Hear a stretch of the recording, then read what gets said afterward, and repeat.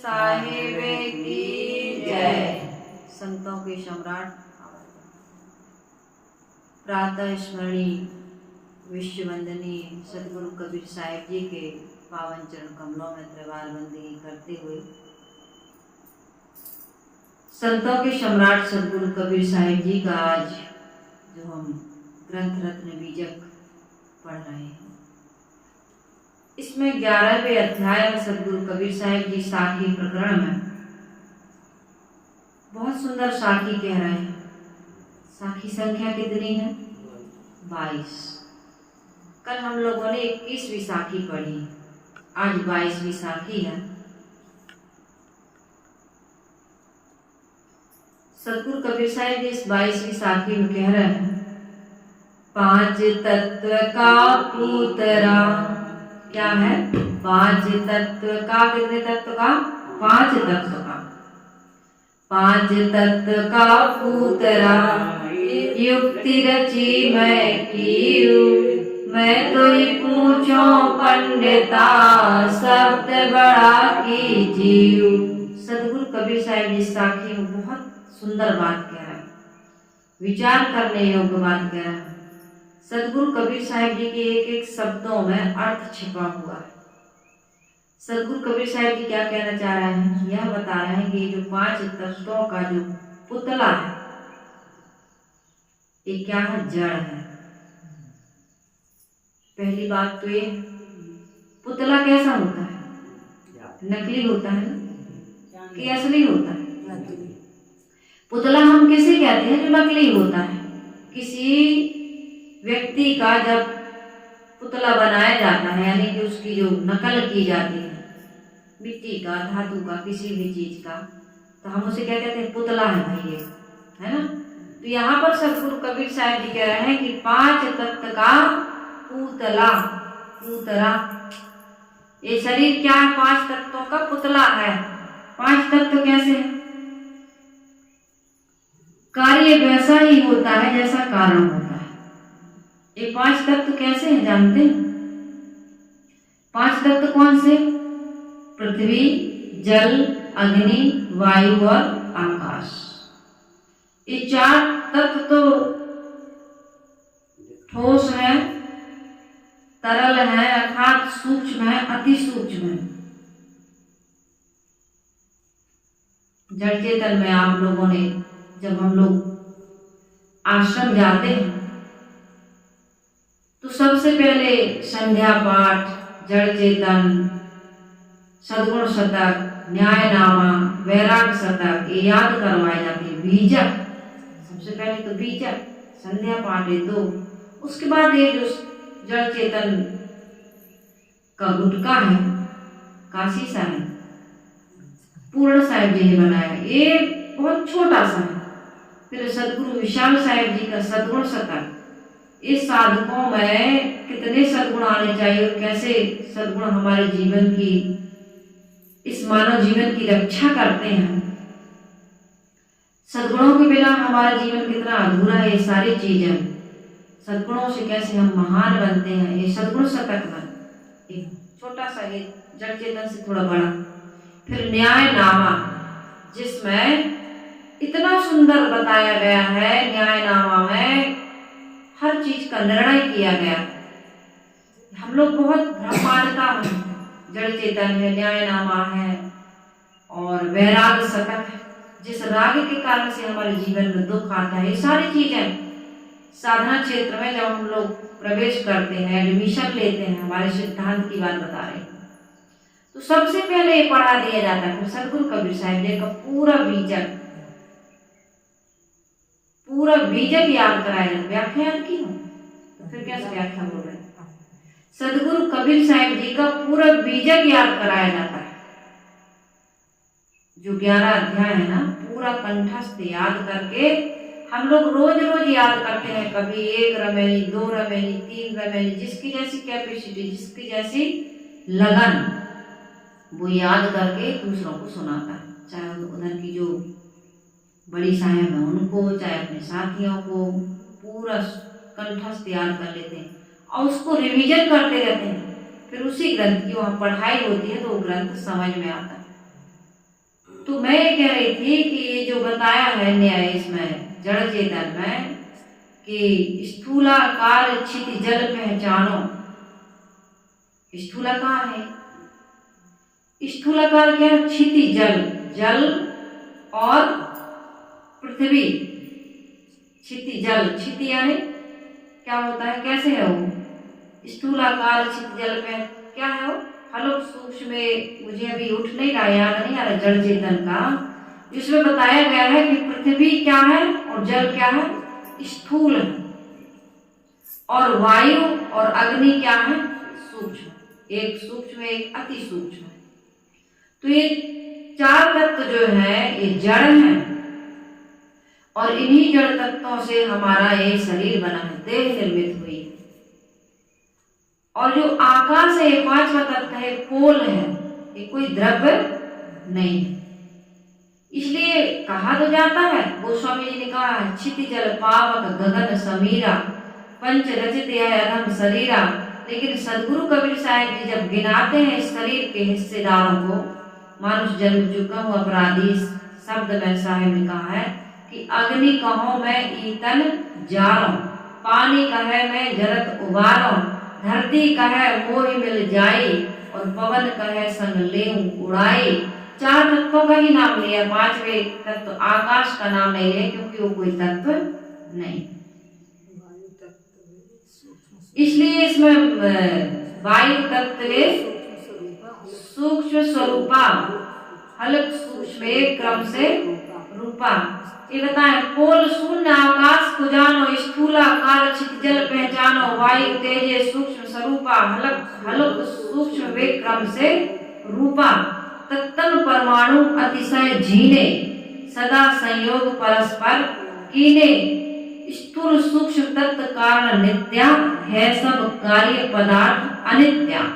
ये जो तत्व है, चार तत्व जिनको वैज्ञानिक लोग परमाणु भी कहते हैं, इनमें स्वभाव सिद्ध क्रिया हो रही है, लेकिन क्रिया तो हो रही है लेकिन इसमें ज्ञान नहीं है, ये समझना है। इसलिए सदगुरु कबीर साहब जी याद दिला रहे हैं कि पांच तत्व का पूतला मानुष धरिया, पूतला मानुष धरिया नाव, इसका मनुष्य नाम रखा गया है। इस देह का नाम क्या है? मनुष्य।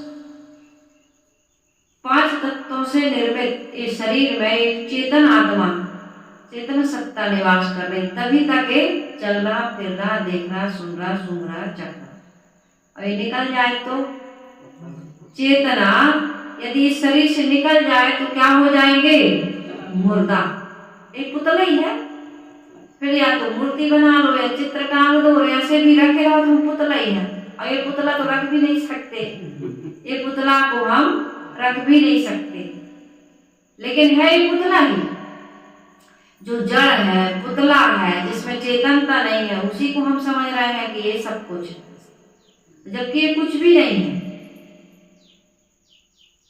तजदिए प्राण काया रे कैसे रोई पड़ी रहती है। इस काया में कोई चेतनता, कोई क्रिया, कुछ भी नहीं रहता है। इसलिए साहब कह रहे तुम पुतला हो, पुतला। इसमें निवास करने वाला, इसको चेतन बनाने वाला तुम्हारे अंदर बैठा है। तो ये तो दो चीजें समझना चाहिए कि पांच तत्व का ये जो पुतला बना, पांच तत्व भी जड़, और इससे जो क्रिया हुई है, जो शरीर बना है, ये भी जड़। और इसका नाम रख दिया मनुष्य। क्यों रखा है? क्योंकि ये मनन कर सकता है। कब तक मनन कर सकता है? कोई कहता है मनु की संतान इसलिए मनुष्य, लेकिन हमारे महापुरुष कहते हैं हम मनन कर सकते हैं, चिंतन कर सकते हैं, विचार कर सकते हैं, सोच सकते हैं, क्रिया कर सकते हैं, हमारे अंदर ज्ञान है, तब तक हम मनुष्य हैं। और शरीर से देह से जीव निकल जाता है, तब कोई कहता है कि मनुष्य है? नहीं कहता। क्या कहते हैं? मुर्दा है, मुर्दा। फिर कोई नहीं कहता कि मनुष्य है। फिर हमेशा हर व्यक्ति यही कहता है कि मुर्दा है, मुर्दा पड़ा है। तो यहाँ पर साहब कह रहे पांच तत्व का पूतरा युक्ति रची मैं क्यों। युक्ति पूर्वक इसको रचा गया है। किसने रचा? ये भी समझिए। युक्ति रची मैं क्यों। इस पुतले को रचने वाला कौन? मैं। समझिएगा इस विषय को। इस पुतले को रचने वाला कौन? मैं। साहब कह रहे युक्ति रची मैं क्यों। इस शरीर के अंदर में जो चेतना है वो कहती मैं आऊंगा, मैं जाऊंगा, मैं खाऊंगा, मैं नहीं खाऊंगा, मैं ये काम करूंगा, मैं ये काम नहीं करूंगा। और वो चेतना निकल जाती तो कोई नहीं कहता कि मैं उठूंगा, मैं बैठूंगा, मैं जलने जाऊंगा, मैं गड़ने जाऊंगा। कहता कोई कहता है कि मैं जलने जाऊंगा? कोई नहीं कहता। जब तक इसमें चेतना है, मैं जिसमें को हम जानते नहीं। हम तो कहते ओ ईश्वर, वो ब्रह्म, वो परमात्मा, वो देवी, वो देवता। लेकिन ये मैं कहने वाला जो मैं है ना वो निकल जाए तो फिर ना वो रहेगा, ना तू रहेगा, ना मैं रहूंगा, कुछ भी नहीं रहेगा। कि रह जाता है किसी के अंदर लाश पड़ी रहती, लाश पड़ी रहती है, जमीन पर लिटा देते हैं, बिस्तर पर भी नहीं रखते। कितना अशुद्ध दूर घेर के बैठे रहेंगे, धूप अगरबत्ती क्या क्या जला के बैठते हैं। थोड़ा मोड़ा देखा है मैंने, ज्यादा तो मैं गई नहीं करती। सबसे पहले मैंने यदि इतने करीब से लाश देखी थी तो छत्तीसगढ़ में एक माता जी का शरीर छूट गया। वहां तो कोई भी किसी का शरीर छूटे तो संतों को बुलाते हैं, साध्वियां जाती हैं कपड़ा लेकर के, कोरे कपड़े को ओढ़ा देते हैं, वहां बैठते हैं, परिवार वालों को सांत्वना देते हैं। वहां बोलना क्या है, उस समय तो बोलने की जरूरत नहीं है, लेकिन वहां बैठ जाए, लोग आ जाते हैं तो एक ढाढ़स, एक साहस, थोड़ा सा हिम्मत आती है, अच्छा लगता है कि चलो कोई आया। तो वहां मैंने देखा, तो वहां भी मैंने देखा कि कुछ धूप अगरबत्ती सब जला के लोग बैठे रहते हैं। तो मैं ये कह रही थी कि इस शरीर में जो निवास करने वाली चेतन आत्मा है वो क्या है? युक्ति रची मैं की, वही है सबसे बड़ी सत्ता, वही रचता है इस शरीर को। कोई ईश्वर ब्रह्म परमात्मा नहीं रचता। यदि कोई ईश्वर ब्रह्म परमात्मा हमारे शरीर को बनाता तो ईश्वर ब्रह्म परमात्मा की जो हमने व्याख्या सुन रखी है कि वो सच्चिदानंद है, दयालु है, सर्वशक्तिमान है, बहुत सुंदर सुंदर व्याख्या जो हम सुनते हैं। हमारे शरीर की रचना ऐसे ही होती, सबका शरीर सुंदर होता, कोई काला ना होता, कोई नाटा ना होता, कोई अपाहिज अपंग ना होता, विकलांग ना होता। जब इस प्रकार का हो जाता है, काला गोरा रोगी है ना, कई प्रकार का शरीर, अन्न खाने में जब जीव चला जाता है तो तुम क्या कहते हो, हम क्या कहते हैं? कर्मों के अनुसार जन्म पाया, कर्मों के अनुसार माता पिता मिले, कर्मों के अनुसार संपत्ति मिली, कर्मों के अनुसार बुद्धि मिली, कर्मों के अनुसार वायु मिली, आयु मिली, कर्मों के अनुसार मृत्यु भी होगी। फिर ये भी तो कहते हो, फिर ये कर्म कहाँ से आ गए जब भगवान ने बनाया हमको? माता पिता पाए तो अपने कर्मों से पाए, शरीर पाए तो अपने कर्मों से पाए। तो कर्म करने वाला कौन है? भगवान कराता है। यदि भगवान कराता है तो भगवान अच्छे ही अच्छे कर्म कराता, कोई बुरे कर्म ना कराता। संसार में कितने बुरे बुरे कर्म भी हो रहे हैं जिनकी मैं चर्चा रोज किया करती हूँ, उसको दोहराने की आवश्यकता आज नहीं है। यदि भगवान सब कुछ कराता है, हम कठपुतली है, वो सूत्रधार है, तेरी सत्ता के बिना हे प्रभु मंगल मूल, पत्ता हिल सकता नहीं, खिले न कोई फूल, बंधो कीट मरकट की नाई, सबे नचावत राम गोसाई। तो संसार में कोई गलत काम नहीं होना चाहिए, और गलत काम हो रहा है। मुर्गी मारी जा रही, बुकरा काटा जा रहा, अंडा का आमलेट बनाया जा रहा, मछली पकड़ पकड़ के काट काट के बेची जा रही, खाई जा रही, स्त्रियों की इज्जत लूटी जा रही, मिलावटबाजी की जा रही है, घूसखोरी की जा रही, आतंकवाद किए ही जा रहे। जितने भी गलत काम कर रहे हैं, इसको कराने वाला कौन फिर? और जो करा रहा उसी को फल भोगना चाहिए, इंसान क्यों भोगता है? तो इसलिए सदगुरु कबीर साहिब जी कह रहे हैं कि पांच तत्व का पूतरा युक्ति रची मैं क्यों। मानुष धैर्य नाम नहीं है, युक्ति रची मैं क्यों। थोड़ा सा मैं इधर आगे में मैंने ये कह दिया था मानुष धैर्य नाम, आगे आने वाला तो वो आ गया था मेरे में। इसमें पांच तत्व का पूतरा युक्ति रची मैं क्यों, मैंने युक्ति पूर्वक इस शरीर को रचा है। ये जो शरीर मुझे मिला है, गोरा काला मोटा, दुबला, रोगी, निरोगी, मुझे जो बुद्धि मिली हुई है, मुझे जो माता पिता मिले हैं, मैं गरीब के यहाँ या धनवान के यहाँ जन्म लिया हूँ, इसमें कारण कौन है? मैं। और मैं कैसे? मेरा कर्म। मैंने इस शरीर रूपी इस पुतले में आकर के जो भी अच्छे या बुरे कर्म अपनी समझ से किए, उसके परिणाम स्वरूप आज मुझे जो कुछ मिला है, उसका कारण कौन है? मैं। भगवान कहाँ बीच में घुस गए? देवी देवता कहाँ से आ गए? कबीर साहब जी ने कहा है, आप ही कर्ता। कर्ता कौन है? जो कुछ भी हम कर रहे हैं, इसके कर्ता कौन है? मैं हूं। मैं चाहूं तो सुबह 4 बजे उठ जाऊं, और मैं चाहूं तो बिस्तर पर पड़ी रहूं। मैं चाहूं तो घर की साफ सफाई इस ढंग से करूं जैसे मंदिर में जाकर के लोग साफ सफाई करते। मैं चाहूं तो घर को मंदिर बना लूं, और मैं चाहूं तो घर को नर्क बना लूं। मैं चाहूं तो तंबाकू खा लूं, और मैं चाहूं तो तंबाकू का त्याग कर लूं, या तंबाकू खाऊं ही ना, शुरू से नहीं खाते लोग। मैं चाहूं तो व्यभिचार करूं, और मैं ना चाहूं तो व्यभिचार ना करूं। यहाँ नेकी बदी 2 रास्ते हैं, गौर से सुन लो। तुम्हें चलना है जिस मार्ग से, अपना रास्ता चुन लो। मैं चुनता हूँ। चुनाव कौन करता है? मैं करती हूँ। मुझे शादी करना है कि नहीं करना है, इसका चुनाव कौन करेगा? और जो स्वयं नहीं करता है वो जीवन भर दुख पाता है। पराधीन सुख सपनेऊ नहीं, और करो विचार देखो मन माही। पराधीन क्यों बने हो? परावलंबी क्यों बने हो? पराश्रित क्यों जी रहे हो? परवशता का जीवन, पराधीनता का जीवन, ये गुलामी का जीवन। तंबाकू बिना नहीं रह पाते, सिगरेट बिना नहीं रह पाते, पान बिना नहीं रह पाते, गाली निंदा चुगली बिना, बुरा सोचे बिना, बुरा किए बिना, असंयमित खाए बिना, असंयमित आचरण किए बिना हम नहीं रह पाते। तुम्हें देखे बिना नहीं रह पाते, तुमसे मिले बिना नहीं रह पाते, तुम्हारे साथ बिना हम सुखी नहीं रह पाते। तुम हो तो हम हैं, जहां जाओगे हम साथ चलेंगे। हर जगह, ये केवल ग्रस्त समाज में नहीं, और भी जगह देखा जाता है। ऐसी परवस्था किसने बनाई? धीरे धीरे धीरे धीरे हमने।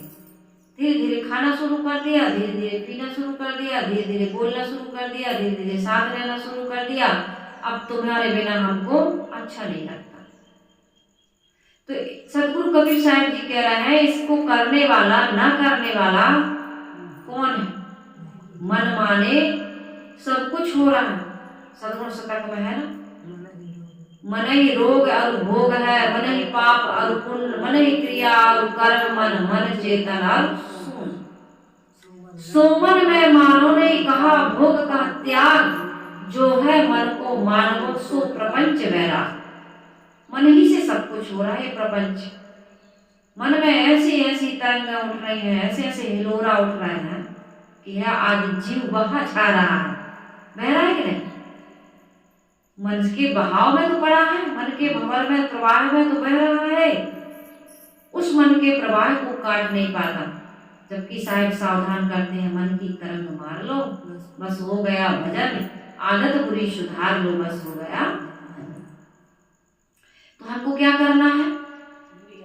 ये समझना है कि युक्ति रची मैं क्यों, मैंने ही शरीर रचा, मैंने ही नाना योनियों में खानियों में जाने का मैंने काम किया, तैयारी की है। जो कुछ भी मेरे जीवन में हो रहा है, इसका कारण कौन हूँ? उपादान कारण मैं स्वयं हूँ। इसलिए मुझे आज क्या करना है? साधन धाम मोक्ष कर द्वारा, पाए न जेहि परलोक सवारा। साधन का धाम, मोक्ष का दरवाजा मिल गया है, लेकिन इसको पाकर के इस कार्य को संपादित नहीं कर पा रहे। ये कितना बड़ा ज्ञान। जो कुछ भी करता हूँ, मैं करता हूँ, मैं करती हूँ, करता हूँ, करती हूँ, एक ही बात है। स्त्री और पुरुष के लिए ये व्याकरण के शब्द हैं। आदमी जो कुछ करते, किस भूमिका में आए हम सब? मनुष्य जीवन कौन सी भूमिका है? बोलो। ज्ञान की भूमिका, कर्म की भूमिका, बंधन काटने की भूमिका, स्वतंत्र जीवन जीने की भूमिका, कल्याण और मोक्ष प्राप्त करने की भूमिका, अमरता को प्राप्त करने की भूमिका, दुखहीन अवस्था में पहुंचने की भूमिका है। हम क्या कर रहे हैं? हमें स्वयं सोचना, कहाँ जा रहे हैं हमें स्वयं सोचना होगा। हम क्या कर रहे हैं? मन में विचार करिए। कर्म करने से पहले, बोलने से पहले, सोचने से पहले विचार कर लीजिए कि हम क्या करने जा रहे हैं, क्या कर रहे हैं। तो वह व्यक्ति कभी दुखी नहीं होगा, उसके जीवन में बंधन नहीं बनेंगे, वो बंधन काटेगा। तुलसी यह तन खेत है, मन वच कर्म किसान, पाप पुण्य दो बीज हैं, बुवे सो लुबे निदान। कर्म करने में स्वतंत्र है, फल पाने में स्वतंत्र नहीं। समझ में आ रही बात? हाँ, तो ऐसे कर्म करो जिसमें हमारे बंधन कटे, दुख दूर हो, शुभस्ता का जीवन जिए, स्वतंत्रता का जीवन जिए, पवित्रता का जीवन जिए, अमरता का जीवन जिए, जिसके लिए मानव जीवन हमें सौभाग्य से मिला है। मिला सौभाग्य से है मानव का तन, उबार हो सके ऐसा करूं यतन। मिला सौभाग्य से है मानव का तन, उबार हो सके ऐसा करो यतन। ये भजन है, मुझे आगे का नहीं आ रहा है। मैं बड़ा, ये तो पॉइंट है, मैं बड़ा। ये आप यूट्यूब पर सर्च करके देखना, चंदूलाल जी ने गाया, शायद उन्हीं ने बनाया भी है। मैं बड़ा ये भाग्यवान हूँ, इसलिए नहीं कि धनवान हूँ, इसलिए नहीं कि रूपवान हूँ, इसलिए नहीं कि बुद्धिमान हूँ, नहीं, इसलिए कि मैं इंसान हूँ। इंसान बन गए तो हम सबसे ज्यादा भाग्यवान बन गए। अरे मानव की चोला में आ गए तो हम सबसे बड़े भाग्यवान बन गए, क्योंकि बड़े भाग्य मनुष्य तन पावा, और सुर दुर्लभ सद ग्रंथ गावा। वो स्वामी जी भी क्या है? बड़े भाग्य मानुष तन पावा, और सुर दुर्लभ सद ग्रंथ गावा। कितना सुंदर जीवन मिला हमको, हम दुखी हो जाते हैं। अरे जब बहू भी समझा रहा है, समझा ही नहीं रही, बेटा हमारा शराब पी रहा, पीने दो ना भाई, समझाने का काम, संस्कार देने का काम हमारा बचपन में था। जब वो गलत संगति में जा रहा था तब हम रोक नहीं पाए, अब उसकी आदत बन गई, लत बन गई, वो स्वयं मजबूर हो गए, हम कैसे रोक पाएंगे? बहू तुम्हारी 25 साल अपने घर में संस्कार लेकर के आई है, तुम कहते हो बदल देगी, नहीं बदल पाएगी।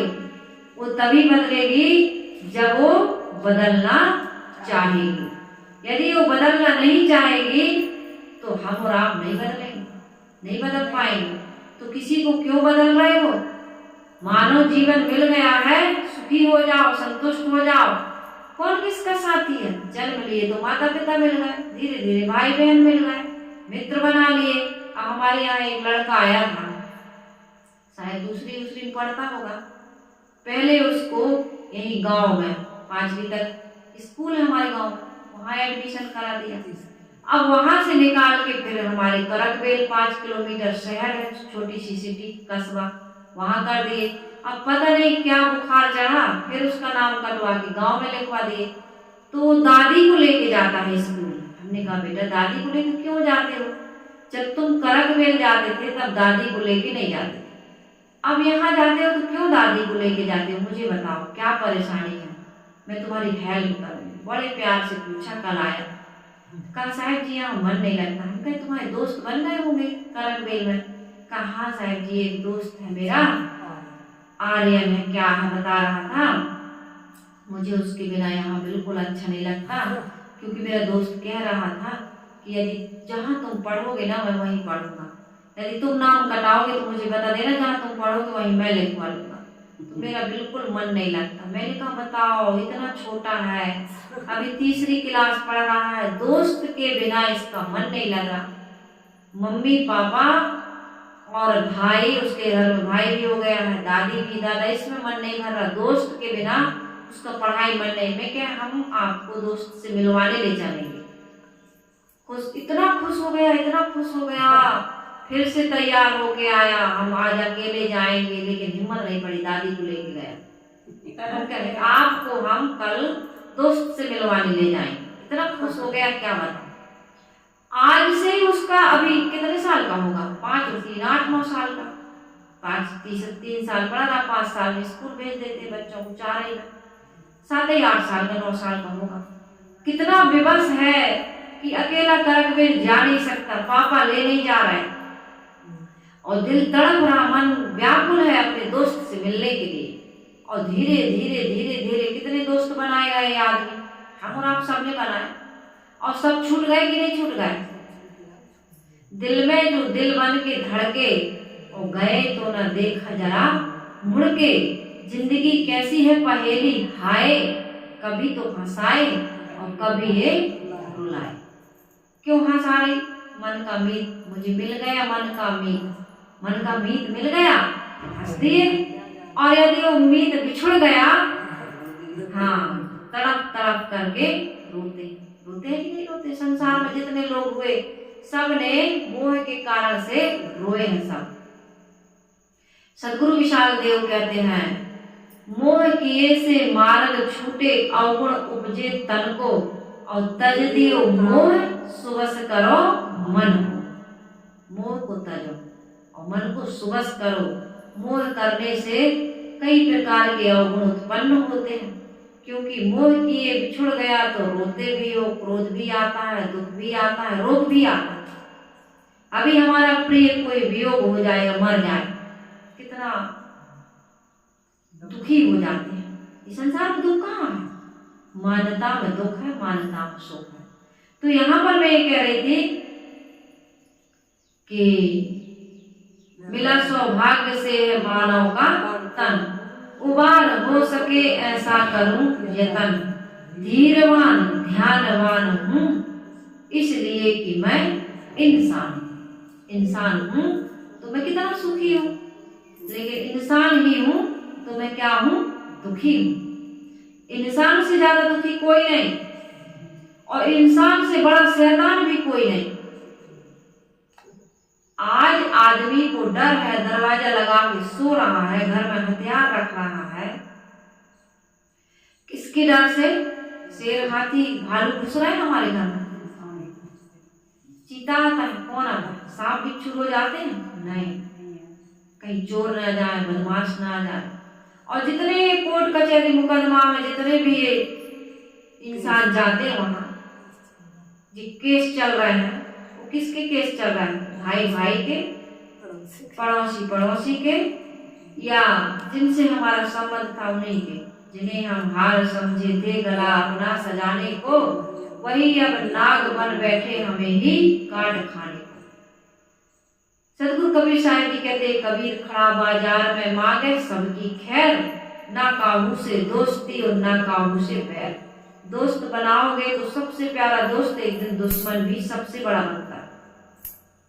सबसे बड़ा दुश्मन, सबसे बड़ा दोस्त, अपना ही सगा भाई सबसे ज्यादा दुश्मन बन जाता है। क्यों बन जाता है, क्यों बन जाता है, विचार किए। सबसे ज्यादा झगड़ा आदमी किससे करता है, अपनी सास से, बहू से, देवरानी या जेठानी से, या भाई भाई से। होता है कि नहीं? क्योंकि यही हमारे सबसे निकट है, इन्हीं से हमारा ज्यादा लेन देन है। ये क्यों हुआ झगड़ा, निकटता के कारण। संपत्ति तो है निकटता के कारण। स्वार्थ आ जाता है इसलिए होता है, अहंकार आ जाता है इसलिए होता है, लेकिन किससे होता है स्वार्थ और अहंकार, किससे किससे टकराता है, अपने लोगों से टकराता है कि नहीं। इसलिए सदगुरु कबीर साहिब जी कह रहा है, युक्ति रची मैं की, युक्ति पूर्वक इस कर्म को करो, समझदारी से करो, क्योंकि जो कर रहे हो इसका परिणाम हमारे जीवन में आ गया, आगे भी आएगा। इसलिए साहब कह रहे हैं कि मैं तो ही पूछो पंडिता, शब्द बड़ा की जीव। हे पंडितों, तुम ये बात ना बता करके, कर्म सुधार या कर्म सिद्धांत या जीववाद की बात ना करके, जड़ चेतन के भेद को ना बता करके, तुम ईश्वर ब्रह्म परमात्मा की जो कथा बांचते हो, उसकी प्राप्ति के साधन बताते हो, लोगों को भटकाते हो। अच्छी बात है पूजा प्रार्थना, नदियों में नहाना अच्छी बात है, लेकिन ये प्राथमिक सीढ़ी है, पहली कक्षा। जब बच्चा धर्म और अध्यात्म को नहीं जानता तो बताओ उसको ये चीज है, लेकिन बच्चे ही मत बने रहो। कब तक एक घंटी हिलाते रहोगे, शंख फूंकते रहोगे, फूल बेलपत्री तोड़ तोड़ के मूर्ति पर चढ़ाते रहोगे, साफ करते रहोगे, चंदन घिस घिस के लगाते रहोगे, फिर नहलाते धुलाते रहोगे भगवान को। भगवान तो तुम्हारे अंदर है, उस भगवान को कब जानो। साहब कहते हैं कि पंडित लोग कहते हैं कि तुम कुछ भी नहीं, कठपुतली हो। यही तो कह रहा पंडित, तुम्हारे ऊपर ग्रह टेढ़ा हो गया, तुम्हारा बच्चा 27 आम पड़ गया, कितनी कितनी झूठी बातें बता रहे हो। सदगुरु कबीर साहब जी कहते हैं कि मैं तो ही पूछो पंडिता, शब्द बड़ा की जीव। ये जो महाभारत रचा गया है, रामायण रची गई है, ये गीता बनाई गई है, ये भागवत बनाई गई है, जितने भी धर्म ग्रंथ रचे गए हैं, इनमें जो लिखा गया है, इसको लिखने वाला कौन? वेद व्यास जी कह लो, गोस्वामी तुलसीदास जी कह लो, वाल्मीकि जी कह लो, ये कौन थे?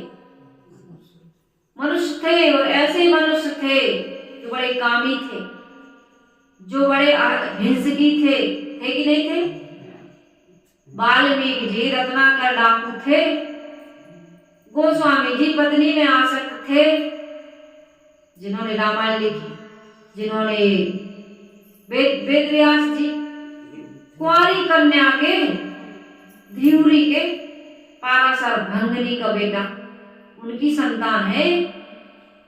और क्या जानते नहीं हो इतिहास को? इन्होंने लिखा है, ये शब्द बड़े हो गए और इंसान छोटा हो गया, जो लिख दिया वही मानो। अब जब उस समय लिखा था तो क्या लिखा होगा? अभी मैं बोल रही हूँ, यही बोल दोगे आप? बता दोगे किसी को? इतने वर्षों पुरानी बातें, उनमें कितने लोगों ने मिलाया होगा मिर्च मसाला।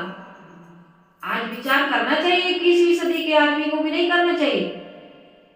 अभी देखना, गणेश पूजेंगे, दुर्गा पूजेंगे, अभी श्राद्ध होगी, मरे मराओं को भोजन देंगे, है ना? मरे मराओं को भोजन करा के खाएंगे लोग, और जिंदा थे तब तक पति को आगे खिला दिया, बेटा को आगे खिला दिया, ससुर जी झांक रहे, बन गई बेटा, कलेवा बन गया, नाश्ता बन गया, भूख लगी, दवाई खाना, रात भर नींद नहीं लगी, देते हो? चाय के लिए ढूंढ रहे बता रहे हैं कि चाय के लिए ढूंढते रहते हैं, और मर गए तब पहले देते हो। अभी कागोर नहीं डाली, अभी भूख लग जाने दो, खिला लेने दो, तब तुम्हें खाने देंगे, और जिंदा में नहीं खिला। सदगुरु कबीर साहब जी कह रहे, श्राद्ध कराने से, पिंडदान कराने से, गंगा में अस्थियां विसर्जित करने से, फोटो टांगने से या फोटो की आरती करने से तुम्हारा कोई लाभ होगा? लेकिन लिखा है, ग्रह लग गया, ग्रह टेढ़ा हो गया, तुम्हारे घर में ये अनिष्ट होने वाला है। पंडित जी का खुद ही रोज अनिष्ट हो रहा, खुद ही दरिद्र मांगत फिर रहा है। बिना पैसे की कथा नहीं सुनाते कि कहीं सुना देते हैं? अब हमारे सिद्धांत वालों को आप पूछना कि कितना लोगे, तो कभी नहीं बताएंगे। जो है श्रद्धा से देना, देना जरूर, क्योंकि आप दोगे नहीं तो कथा का कोई फल मिलेगा नहीं, क्योंकि बिना कीमत के कोई वस्तु नहीं होती, हर चीज की कीमत है। इतनी कथा सुन के भी यदि आप कुछ नहीं देते हो तो आप कर्जदार बन जाओगे। इसलिए कथा कहती है कि कुछ देते रहना, तन से, मन से, धन से कुछ उसका चुकाते रहना, तो वो एक अलग चीज है, लेकिन ठेका नहीं होता कि इतना देना। आने जाने का किराया आपका, क्योंकि संत कोई बिजनेस व्यापार नहीं करते, खेती बाड़ी नहीं करते, आप ही के सहयोग से चलता है। इसलिए कहते हैं कि भाई आने जाने का किराया लगेगा, भोजन लगेगा, और फिर पूजा विदाई में आप लोगों को इस आश्रम की व्यवस्था सुचारू रूप से चलती रहे। यहाँ भी आश्रम है, यहाँ भी भक्त आते हैं, यहाँ भी शादियाँ रहती हैं, तो उतना आप हमको दे देना।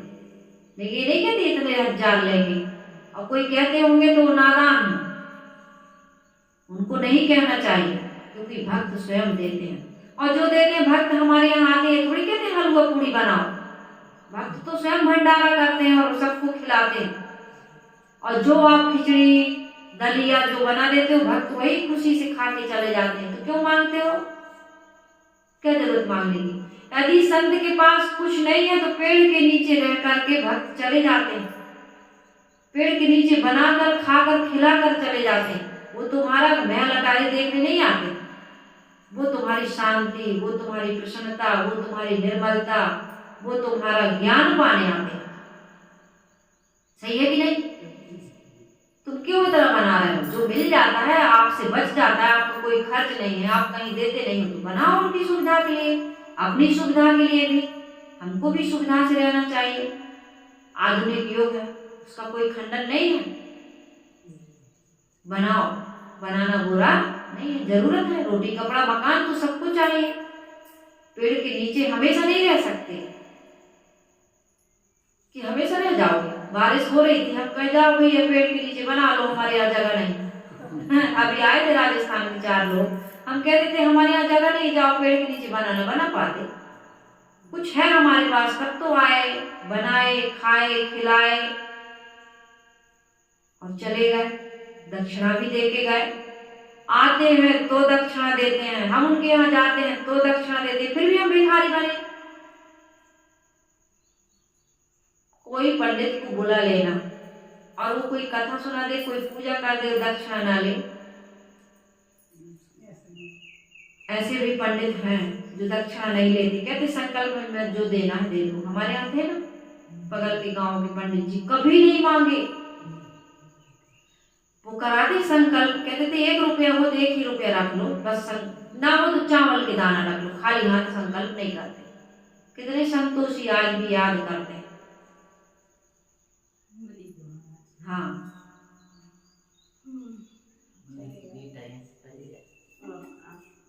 अब बेटों की बात छोड़ो, लेकिन उनका तो आज हम उनकी याद करते हैं। कोई पूजा उन्होंने कभी संकल्प इतना रख दो, और तुम जितने ये ग्रह लगाने वाले, जितने ये वास्तु दोष बताने वाले, जितने तुम्हारे बेटे को 27 बेटी को डालने वाले, जितने शादी में लगन मुहूर्त और ये पढ़ने वाले हैं ना ये मंत्र वगैरह, हमारे यहाँ शादी हुई थी, नहीं माने, बहुत पहले की बात, हम लोग नहीं जानते थे। अभी भी शादी हुई तो पंडित को बुलाया, पंडित जी ने अपने मुंह मांगा, जब तक पैसा नहीं लिया तब तक मंत्र नहीं पढ़ा, 7वें भाव नहीं पढ़ने दी।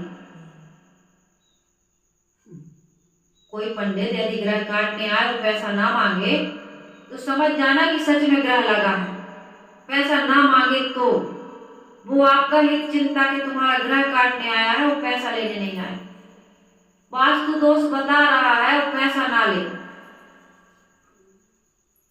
सब कहीं पैसा, एक सब कमाई है, बिजनेस है, व्यापार है।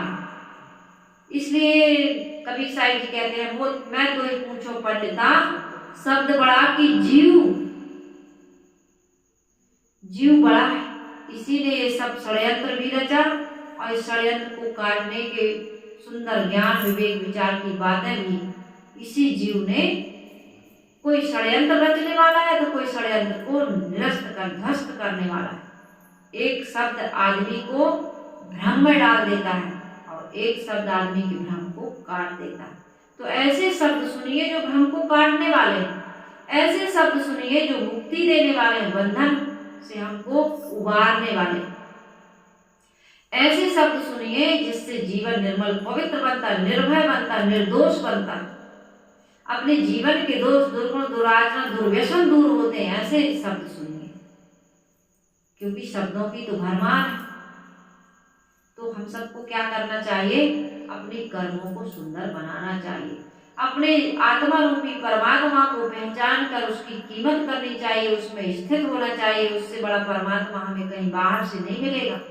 और मान लो अकस्मात किसी कारण से मिल गया, दुर्घटना बस, तो मिल करके वो छूट जाएगा, क्योंकि नियम है, जो मिलता है वो छूटता है। आज तक जो कुछ मिला वो छूटा कि नहीं छूटा? अपना शरीर जिसमें रह रहा है वो भी छूट गया। हम ऐसे ही थोड़ी पैदा हुए थे। आज के 2 साल पहले हमारे बाल इतने सफेद नहीं थे जितने आज हो गए। आज से 2 साल पहले हमारी आंखों की ज्योति इतनी कमजोर नहीं थी। आज से 2 साल पहले हमारे दांत, हमारे मसूड़े इतने कमजोर नहीं थे।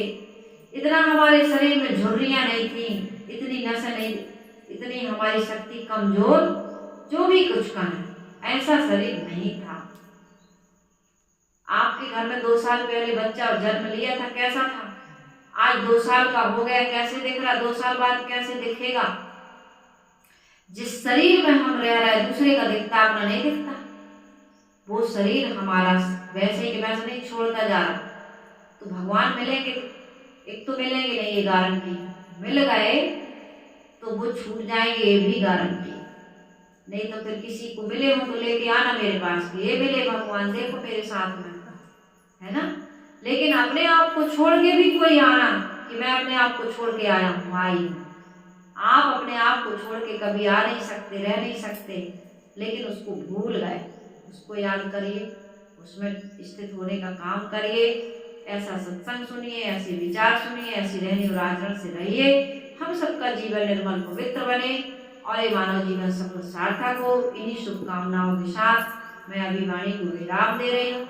कल यदि जीवन रहा तो फिर हम सत्संग करेंगे।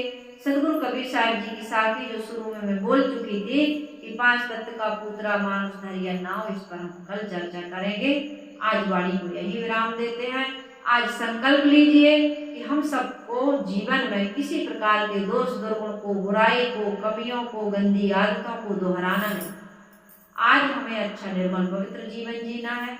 मन कर्म वाणी से सबके लिए सद्भाव पूर्वक बर्ताव करना है, व्यवहार करना है। संसार के हानि लाभ को लेकर के अपने मन को परेशान या गंदा नहीं करना। संकल्प लेकर के जाना सभी लोग। इस सत्संग को सुनकर सब संकल्प लेना कि जीवन को बढ़िया बनाएंगे, क्योंकि हमारा जीवन हमारी सबसे बड़ी संपत्ति है और इसी जीवन से हमारा आगामी जीवन भी बनने वाला है। तो सबका कल्याण हो, सबका मंगल हो। कबीर आश्रम देवरी आप सबके जीवन की सुखद कामना करते हुए वाणी को विराम देती हूँ मैं। बोलिए सदगुरु कबीर साहिब की जय। वंदन।